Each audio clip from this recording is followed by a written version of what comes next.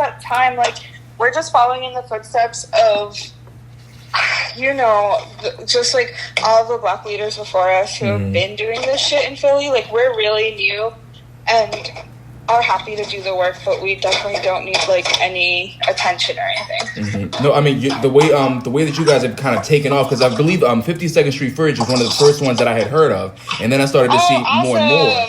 Yeah, I started to see more and more because I lived in West Philly at the time when you guys were popping up, so I wasn't too far away. I actually stopped by, and I really wanted to get in contact. So hell yeah. But really, like, what inspired you all to start the fridge? Because I know when COVID happened, there were so many different ways that people could try to help, but this is such a specific, direct way. Like, what inspired that?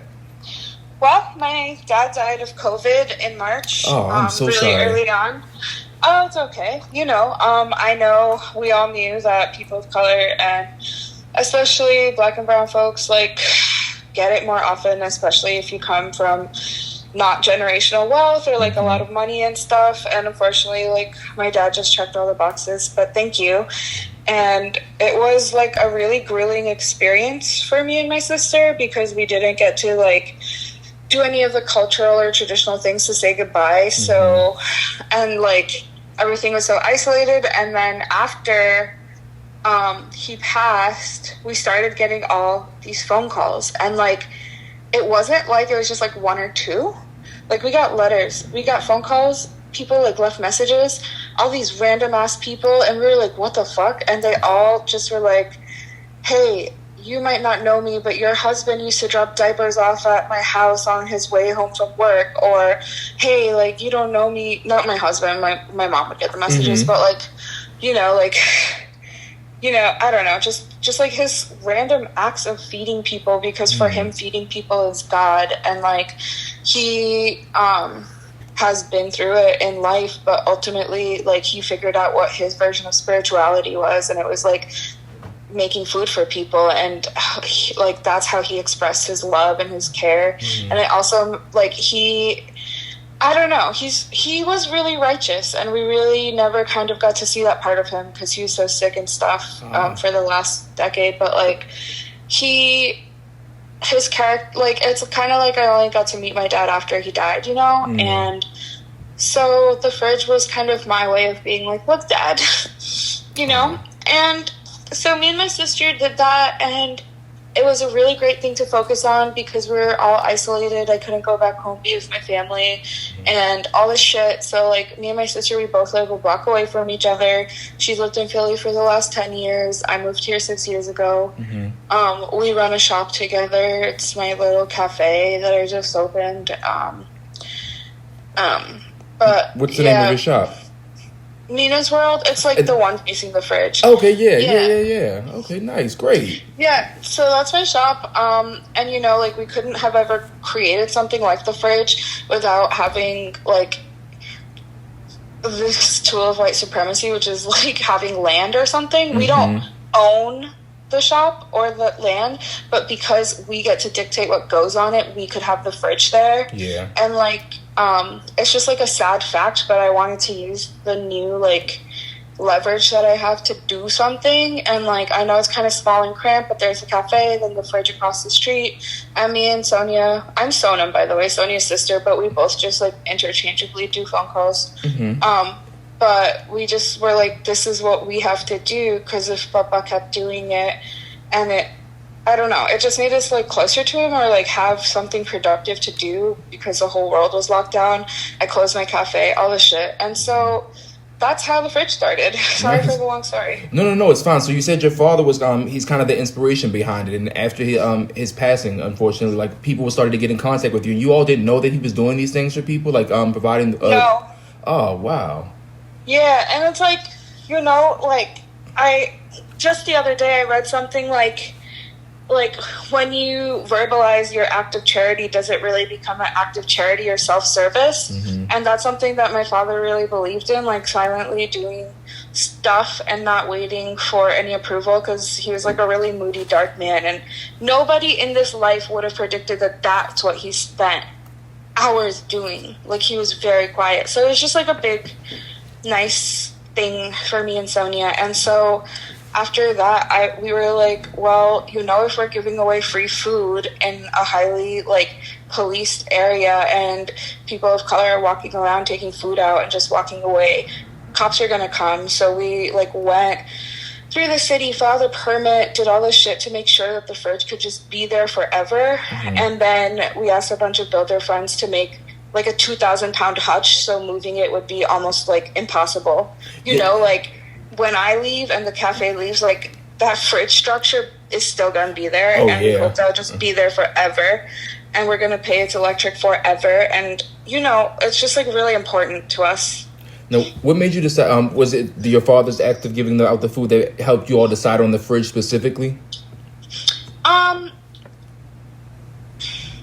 I think that helped because like during the time of the uprisings or what political action, like my sister and I were like seething with anger, like for so many reasons. For like people around us were getting hurt and in trouble all the time, like and I think we were like, what can we do that we don't suck at? Like what can we do that we know we're good at? And I know that I'm good at running shit. Sonia's really good at organization and coordination, and we both like wanted so deeply to feed people because that's just like how you love people or your community. And so like, protesting is excellent, but we have people who like train their bodies to protest, and like doing jail support is amazing and we love to do that, but we also wanted to make something that's a 24/7 contribution that's always available, that like somebody can't take away from our block and our neighborhood. And so that's why we ultimately chose the fridge. Also, I worked at it, I like have this cafe, so I can bug all these like industry people to give me food because they need to be doing that regardless of where it goes. They need to be donating it. They need to be involved. Yeah, so it's nice. That can take me to another question. So what are your food sources for the fridge? Cool. So we get a lot of help from just like the food sources are our community. Like we have like we get donations from all kinds of people. If folks don't know what Venmo or Cash App is or whatever, it's like they come to the shop and dunk in $5 on their way home from work. Because even though the fridge is an online presence in a lot of ways, like the on the ground work that's geared towards folks that like don't have internet access or don't care about social media is like the most important part of it. And I forgot your question, sorry. No, it's fine. It was I almost forgot it now. So, what are your sources of food for the fridge? Right. So everybody, like, so all of our community, like, they donate food. Like, some people who work at supermarkets were like, hey, I know, I just talked to my manager, I can bring home, like, 2 boxes of, like, greens every week. And we like have a deeply organized system where we like have different distributors like Riverwords Produce, Bunny Hop. We have Food Not Bombs, West Philly. We have Frontline Meals.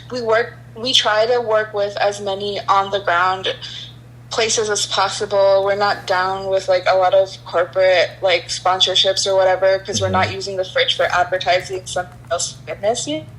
So it's just kind of like the people power it or grassroots organizations power it. And like more than often you just see a lot of aunties like coming with some food that they just cooked and it's really beautiful. Yeah. No, it's powerful. Yeah. So are you all planning on opening up any other sites in the future?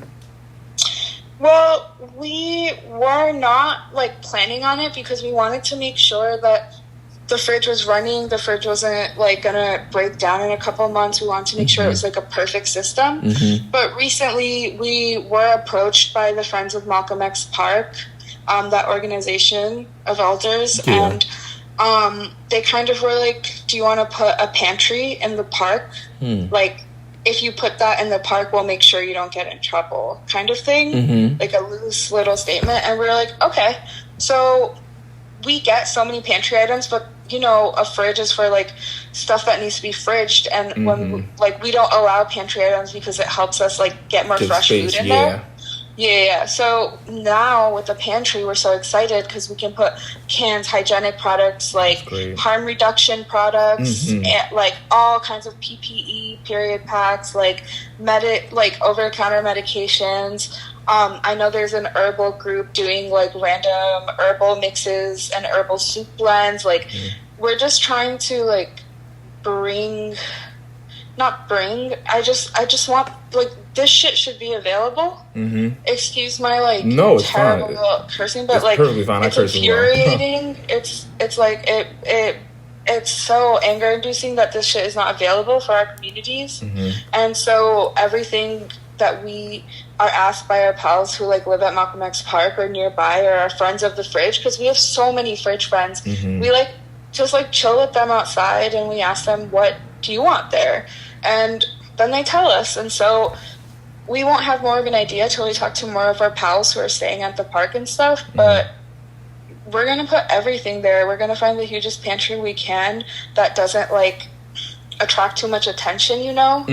And just like try to keep it stocked and keep it clean. And hopefully the goal, and I know I'm just like talking now, but hopefully the goal is that folks from the park who really like the pantry, we can hire them to like, we can create jobs by like hiring them to like tend to the pantry, you know? No, it sounds like yeah, that's a far off thing. But yeah, no, it sounds like you have like a plan for an extremely holistic approach to how to combat hunger, how to combat, you know, unemployment around this time, how to, you know, provide things that people really need. So when were you all planning to, or hoping to have that pantry open up in the park? So we don't have a deadline because it was just like kind of a loose suggestion, and we followed up with them and stuff. And so like I wouldn't like maybe tell people about it yet, but we hope, like, our goal is to have it out by the end of this year. But you know, that's our goal. But our like deepest desire is to have it out in a couple months. And then I have this friend Sterling whose mom, Miss Kim, owns like the daycare up the block from us, and we thought it would actually be really nice to have a fridge there too, because that walkway, like, and in front of the daycare is all parents and elders and people who are caretakers and stuff like that. So we thought, like, I think sometimes taking out food in front of a cafe or whatever might be a little intimidating. So I think having one at the daycare center would also be really cool and helpful, because also our fridge runs out every hour and a half. So we're like going bonkers trying to fill it. Nice. Well, can I ask, how do you all coordinate volunteers? Because you said you have you know, an outpouring of fridge friends, and that's great. Yeah. But how do you you know, manage and coordinate all of those people? So by fridge friends, I just mean people who are frequent like users of the fridge and just like love it and care for it, and just like have become our friends through like them utilizing the fridge. And then for our fridge volunteers, for the first couple months, we did this huge online sign-up sheet, and we were like, what are you like interested in helping out with? And the jobs are like deep cleaning, because we need to sanitize that little fridge like every 2 hours deeply, because like, you know, a lot of folks don't have masks and all this shit. And then after that, we like also put out a call for people to be shoppers, for people to be transporters, for people to be packers. And we made all different jobs so that each engagement would be less than an hour and a half, and hopefully keep people like wanting to volunteer and stuff. And then recently, a month or two ago, we kind of narrowed down our team, because we saw and assessed the people who kept coming back, the people who actually like did the tasks and like took some ownership of the fridge, or like derived a lot of joy from it. And we kind of made like a more core team of volunteers who like kind of reinforce and check on the fridge in a bigger way, in a more like, I don't know, panoramic way instead of up close way, you know. And so and there's like 17 of us right now. We just had a meeting last night. We have monthly meetings. Everything is decided together, but mostly we're just kind of came together by accident. Now we finally have a Slack channel, so that's good. Nice. So, so what's been the community's response to the fridge? Because I was in West Philly for a while, and I made it out there, and I saw like people seemed pretty relatively receptive to it. So what's been the response that you all have seen from the community? I gotta say, a lot of like beautiful and older people come up to me and they're just like, thank you, or like, I don't know, a lot of friends from the park say, like, nice things, and I'm just like, thank you. I don't, like, it's humbling to, like, be able to give these things or to be able to coordinate these things. Like, me and Sonia, we want to do so much and help so much, but, like, we might not have the, like, generational wealth or just basically just any money to, like, do that. But we have, like, our brains, and we have our ability to fundraise, and we have our ability to, like, get people moving. So we just try to really work with that. But I don't know. If somebody doesn't like the fridge, I doubt they would tell me about it. But I don't know. I've only received, like, love for it. We have a lot of friends with different abilities who have to use the fridge, and we have all these, I don't know, we meet people from everywhere. Actually, the one thing people have told us is, hey, like, are you going to do another one? Because I walk here from 40th Street because this is the only, like, free fridge that doesn't have, like, a time for pickup. So I don't know. I just mostly people comment on the need for more, asking for more food, more fill-ups, and more fridges. But otherwise, they're just like, this is cool. Is it really free? Is the recurring question. Has it been difficult for you all to meet that demand, that request for more? Yeah. Hands down, yeah. Like, it's astonishing how quickly this thing gets filled up and how quickly it gets depleted, and it just speaks to how necessary it is. Yeah, particularly because of the size of it. I think you all have the largest fridge. You see it, right? Yeah, I mean, it is enormous. I feel like it looks big from the pictures, but once I got up on it, I was really. It's impressive, man. Like, it's really impressive. Like, how did that get designed? Like, can you tell me about that? Yeah. So me and Sonia were like, no, we're doing this. Like, we need to do something. Also, like, we really needed something to keep our minds on, because after my dad passed of COVID, like, my mom got it and she almost died too. So, like, we were just, like, freaking out, and we were like, we need something to concentrate on.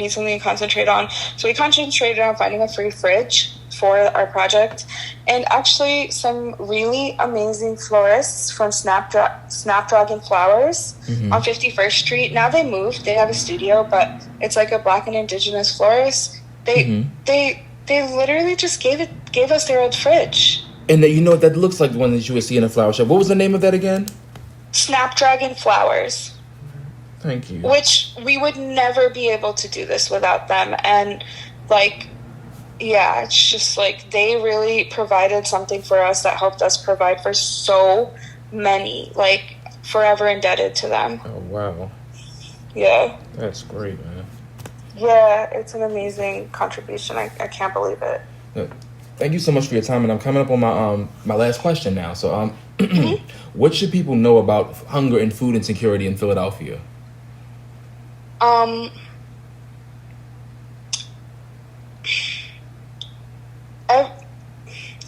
I just want to be like, every single human, no matter what they have done in this life, deserves full access to food and water and shelter. But those are things that, if we're in these Philadelphia community networks, we know those things.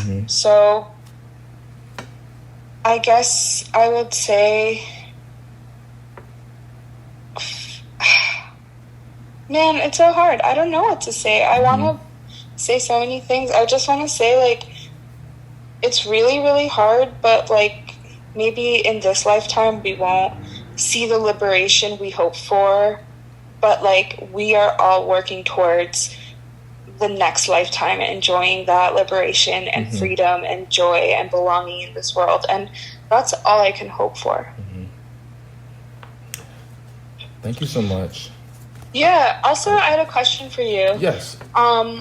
While the fridge is mostly made up of people of color, we were looking for more Black leadership and Black project managers. So if you know anybody who is looking to volunteer with the fridge, or who seems really interested in the fridge and wants to do some work with us, we really welcome that, and, like, would love to have more people from West Philly in particular, like, have that space for themselves, for their city, Yeah, no, definitely. I'll put something up on my social, and I'll if I think of anyone, I'll pitch it to them. And if there's anything that you guys have like written up requesting it, like, please send it to me, and I'll send it out to some individuals.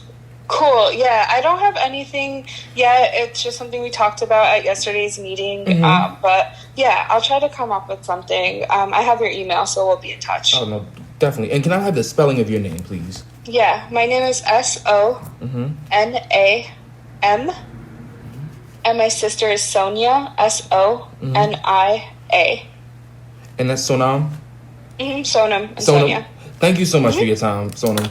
I really do appreciate it. Now I'll let you know when I transcribe all this and I get it up on the website, and it'll also be posted up on our Instagram and everything. It's probably going to be sometime. Thank you so much. Oh no, thank you. It's probably going to be sometime either next week or the week after that. Okay, cool. Also, if we get any more press inquiries about hunger in Philadelphia, can we loop you into them? Oh, absolutely. Please. Awesome. Okay, we will be in a lot of touch then. Okay, beautiful. Thank you so much. All right, bye. All right, you enjoy the rest of your weekend. You too. Bye. Thank you. Bye. Bye-bye.